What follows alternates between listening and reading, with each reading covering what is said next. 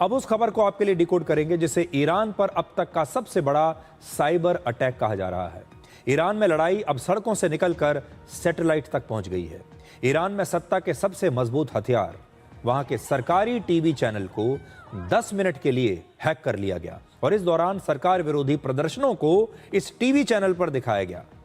Iran के कई सरकारी टीवी चैनल्स को दिखाने के लिए वहां एक सैटेलाइट नेटवर्क है जिसका नाम है बद्र। रविवार यानी 18 जनवरी को रात 9:30 बजे इसी बद्र सैटेलाइट की लाइव फीड को किसी ने हैक कर लिया। इसके बाद इन चैनलों पर अचानक से ईरान की सरकार के खिलाफ विरोध प्रदर्शन की तस्वीरें चलने लगी। ईरान के क्राउन प्रिंस रजा पहलवी के वीडियोस दिखाए जाने लगे और उनके 2 संदेश दिखाए गए।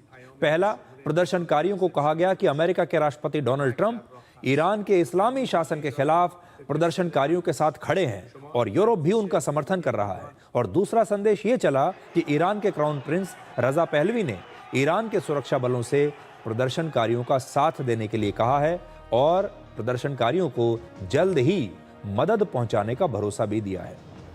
इसके बाद ईरान की सरकार ने बताया कि कुछ इलाकों में टीवी की लाइव फीड को हैक कर लिया गया है, लेकिन यह हैकिंग किस संगठन ने की है या किसी देश ने की है, इसके बारे में अभी तक किसी को नहीं पता। एक तरफ ईरान की सरकार इंटरनेट बंद करती है, टीवी को अपने कंट्रोल में रखती है, चैनलों को, और दूसरी तरफ विरोधी ताकतें अब ईरान के सैटेलाइट, साइबर और ब्रॉडकास्ट सिस्टम को ही अपना निशाना बना रही हैं। यह पहली बार नहीं है जब ईरान के सरकारी चैनल की लाइव फीड को हैक किया गया है। वॉशिंगटन पोस्ट की एक रिपोर्ट में यह बताया गया कि वर्ष 1986 में अमेरिकी खुफिया एजेंसी CIA ने रजा पहलवी के समर्थकों को एक टेलीविजन ट्रांसमीटर दिया था जिसकी मदद से ईरान के कुछ सरकारी टीवी चैनल्स के सिग्नल्स को 11 मिनट के लिए हैक कर लिया गया था। वर्ष 2022 में ईरान के सरकारी टीवी के प्रसारण को कुछ सेकंडों के लिए हैक किया गया था और तब ईरान के सुप्रीम लीडर खमेनी के खिलाफ आपत्तिजनक नारे और संदेश दिखाए गए थे। ईरान के सरकारी टीवी सैटेलाइट का हैक होना सिर्फ एक टेक्नोलॉजी की कमजोरी नहीं है, इससे साफ है कि ईरान के सूचना तंत्र को बाहर से कंट्रोल करने की कोशिशें हो रही हैं। और ईरान में प्रदर्शन शुरू होने के बाद इंटरनेट पर पाबंदी लगाई दी गई थी और इस समय भी वहां इंटरनेट की जो स्पीड है वो बहुत ही स्लो है।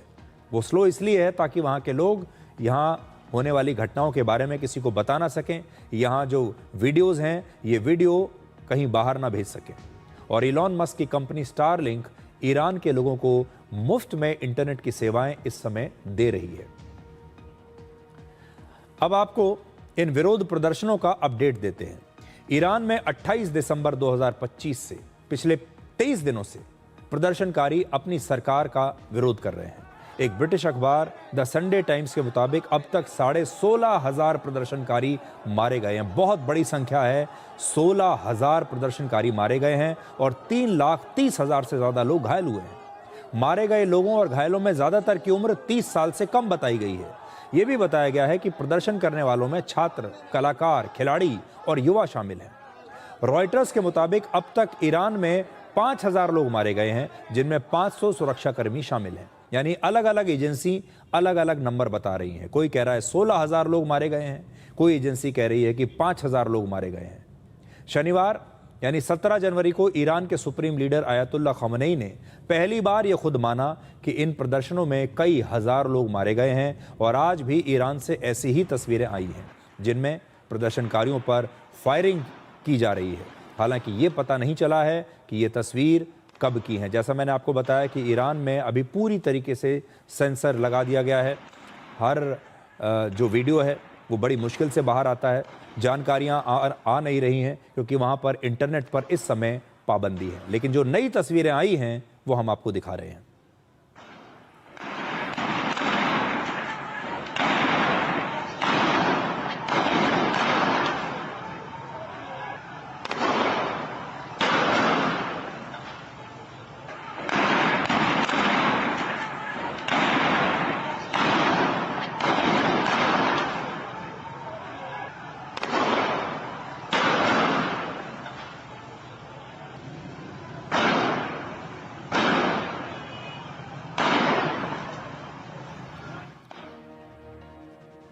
तो ये नया ज़माना है। आज के ज़माने में विद्रोह के जो सबसे बड़े हथियार हैं या तो वो सोशल मीडिया है, इंटरनेट है और या फिर टीवी है।